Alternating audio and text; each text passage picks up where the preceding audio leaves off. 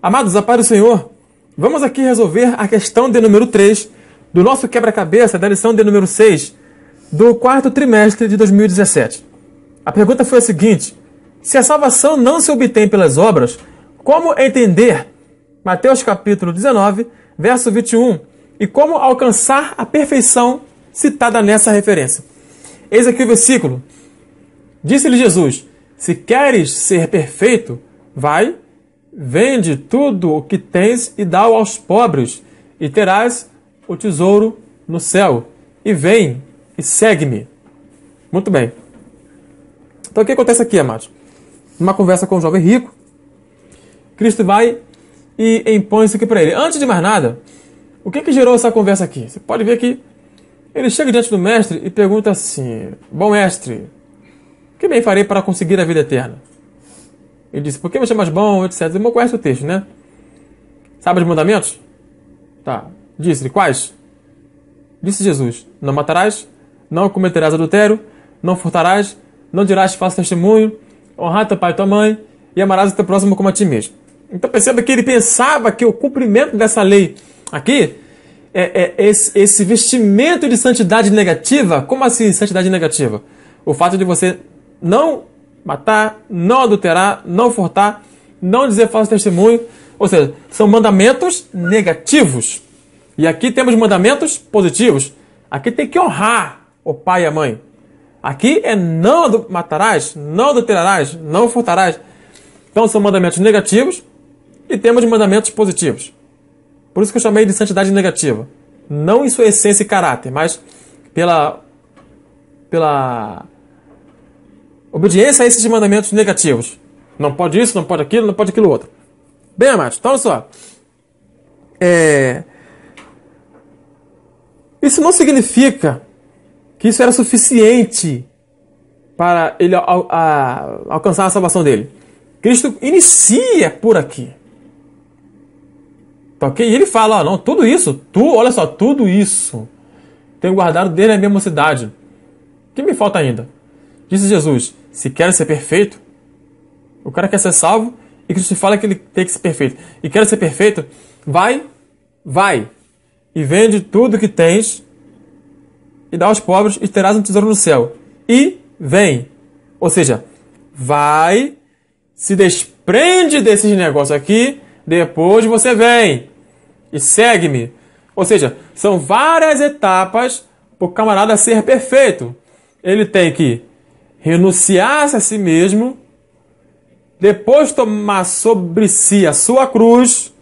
Aonde está isso, Leandro? No mesmo texto paralelo, em Marcos capítulo 10. Tá ok? Vamos conferir aqui para ver se eu não estou enganado. Marcos capítulo 10, verso de número 21. Vamos pegar por aqui, ó. E Jesus, olhando para ele, o amou e disse: ainda te falta uma coisa. Falta-te uma coisa. Vai, vende tudo quanto tens e dá aos pobres, e terás um tesouro no céu. E vem, toma a cruz e siga-me, e segue-me. Viu quantas etapas ele vai ter que realizar para conseguir esta perfeição aqui? Isso te lembra alguma coisa? Te lembra, né? Mateus 16, verso 24. Aquele que quiser vir após mim, negue-se a si mesmo, toma sobre si a sua cruz e siga-me. Então são duas etapas. Nós temos a etapa da renúncia, que é o primeiro degrau, e outro que eu acho mais difícil, que é tomar sobre si a sua cruz. A gente tem mania de falar que a renúncia é mais difícil. A renúncia é o primeiro passo para seguir a Cristo. Tá? Obedeça a ordem do versículo. Tá? É o primeiro passo para seguir a Cristo. Depois toma sobre si a sua cruz e faz o mais difícil, que é seguir o Mestre. Faça o mais difícil, que é ser confundido com Cristo. A Bíblia sempre vai te dar conselhos racionais. A Bíblia nunca vai mandar você subir. Você dá 10 passos se a tua escala só tem 9 degraus. A Bíblia sempre vai te dar conselhos racionais. Ok? Bom. Muito bem. Então, você pode perceber que Cristo não padronizou isso aqui. Isso aqui não é padrão para todo mundo que quiser a vida eterna. Tem que vender tudo que tens e dar aos pobres. Não é bem isso. é que para o jovem rico, isso aqui seria uma renúncia. De repente, para você, a renúncia é outra coisa. Mas tem que ter renúncia. Vocês estão entendendo o foco da questão, amados? É isso. Para o jovem rico, esse era o problema. Esta era a substância terrena que estava atrapalhando qualquer tipo de vinculação com a salvação. Que é o caso aqui do perfeito. Porque isso aqui foi gerado pela pergunta que ele fez de vida eterna. Então você pode perceber que Cristo não exige isso aqui de outras pessoas. É igual a questão da cura. Aquela mulher que estava com corcunda há 18 anos. Cristo, porventura, exigiu fé dela? Não, ele curou, sem mais e menos. Já de outro, quer edificação? Ah, quero. O outro, o que quero que eu te faça? Então perceba que Cristo provoca a fé de alguns e de outros não. Ele simplesmente determina, não, você está curado. Ele não exige fé. Ele não pergunta, você quer que eu te cure? O que quer que eu te faça? Nem todo mundo Cristo curava assim. Então não é padrão isso. Agora, em contexto de abandonar tudo, isso é padrão. Isso é padrão. Aquele que não aborrecer pai e mãe por amor de mim, não é digno de mim. Renúncia. A rapaziada, os 2 discípulos, larga esse negócio aí e me segue. Os caras largaram tudo para seguir Jesus. Renúncia. Tá entendendo? Tá compreendendo? Então, para o jovem alcançar a perfeição, alcançar a salvação, ele tinha que renunciar a algo dele. O problema dele era isso aqui. O amor à sua riqueza. Certo? Ele pensava que isso aqui era suficiente. Mas ninguém é justificado pela lei. Cristo começa a conversa com ele por aqui. Ok, amado? Vai e vende tudo que tens e dá aos pobres. E tens um tesouro no céu. Isso aqui sim vai gerar para ele um tesouro no céu. Mas para ele ir para o céu, ele precisa concluir o versículo. Vem e segue-me. Para concluir os requisitos para a sua perfeição. Não pode parar na metade do caminho. Porque Ruth e Ofra, até no meio do caminho, eram iguais. Do meio para frente que você vai ver quem é Ruth. Do meio para frente que você vai ver quem é Ofra. Do meio para frente que você vai conhecer quem são os 300. Tá, amados? Muito bem. Então, isso não é padrão de exigência. Todo mundo tem que ver o que tem. Não. Isso é uma coisa vinculativa, uma coisa que deve ser voluntária sua. Certo? Tanto é que depois você lê 2 Coríntios capítulo 8, verso 11, né, que você vai entender melhor o que nós temos que passar. Tanto é que isso não é padrão, que quando você vai em 1 Coríntios capítulo 13, o 2º capítulo mais belo da Bíblia, tá? 1 Coríntios capítulo 13, verso 13, olha o que está escrito lá. E ainda que eu distribuísse toda a minha fortuna para o sustento dos pobres, olha, Leandro, mas não é exatamente isso aqui que o jovem tinha que fazer? Ainda que eu entregasse meu corpo para ser queimado e não tivesse amor, desses 2 mandamentos dependem toda a lei e os profetas, e não tivesse amor, nada disso aqui me aproveitaria. Por que para o jovem era exigido distribuir toda a sua fortuna e Paulo fala que isso aqui é insuficiente? Porque para o apóstolo Paulo, isso aqui não era renúncia, não. Isso aqui era mole para ele. Sei viver em abundância, sei padecer necessidade, posso todas as coisas. Então, para Paulo, isso aqui não era renúncia, não, gente.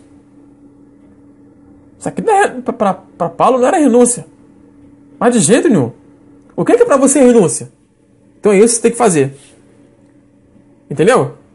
É isso que você tem que fazer para você começar a subir o degrau para seguir o mestre. Primeiro degrau, renúncia. Segundo degrau, a cruz. Toma sobre si e carrega. Depois segue o mestre, que para mim é o mais difícil dos 3 é seguir o mestre. Tá ok, amados? Então, em alguns casos você vai ver que isso é exigido, outros não. Certo? Então é isso, amados. Então, amados, quando o jovem rico se desprender disso aqui, aí ele vai estar sem bagagem para cumprir a parte final do versículo, que é seguir o mestre. Ninguém pode seguir Jesus com bagagem. É fora disso. Ninguém pode seguir a Cristo com bagagem. Tá ok? Então, o fato de segui-lo, o que é seguir a Cristo? É ser obediente à sua vontade, ser observador dos seus mandamentos, submeter-se às suas ordenanças e imitá-lo no exercício da graça e no cumprimento do dever. Nenhum dos quais pode ser feito sem tomar a cruz, com reprovações e perseguições com paciência, sofrendo dificuldades de uma espécie ou de outra, que venha de encontro à fé em Cristo, certo? Uma profissão do seu nome e seguindo o Cordeiro, onde quer que ele vá. Então, o que significaria para o jovem rico vir a Cristo? Acreditar nele, apoderar-se dele, recebê-lo e abraçá-lo como Salvador e Redentor da sua vida. E sim, depois, segui-lo, deve ser... O que seria seguir a Cristo para ele? Para nós, na verdade, é ser obediente à sua vontade, ser o observador dos seus mandamentos, submeter-se às suas ordenanças, imitá-lo no exercício da graça e no cumprimento do seu dever, né? Nenhum dos quais pode ser feito sem tomar a cruz. Por isso a etapa, tá? Para seguir a Cristo tem que estar com a cruz, senão não consegue seguir, tá? Aí vem dificuldades, vem obstáculos, vem tudo isso para fazer vocês esmorecer na fé. Não vai pensar que a porta é estreita, mas o caminho também é. O caminho já é estreito no começo. O caminho já é estreito no começo, tá? A porta para o céu não é igual um funil, não. Que o funil é largo em cima e estreito embaixo. É estreito desde o começo. A porta é estreita, o caminho também é estreito, tá? Muito bem. Então é isso, amados. No caso exclusivo do jovem rico, ele tinha que se desprender disso. Aqui está a renúncia dele. E a sua renúncia? E a minha renúncia? O que eu mais amo hoje? Eu posso renunciar para eu poder seguir o mestre? É uma pergunta que eu deixo para nossa reflexão. Ok? Não precisa responder no meu zap, não precisa me mandar e-mail, não precisa responder aqui no comentário. Isso aqui é uma coisa sua. Tá? A pergunta para você responder para você mesmo. Ok, amado? Então é isso. Essa é a questão do jovem rico, tá? Que nós abordamos aqui nesse vídeo. Tá ok, amados? Qualquer dúvida, nós estamos aí para poder colaborar com vocês em nome de Jesus.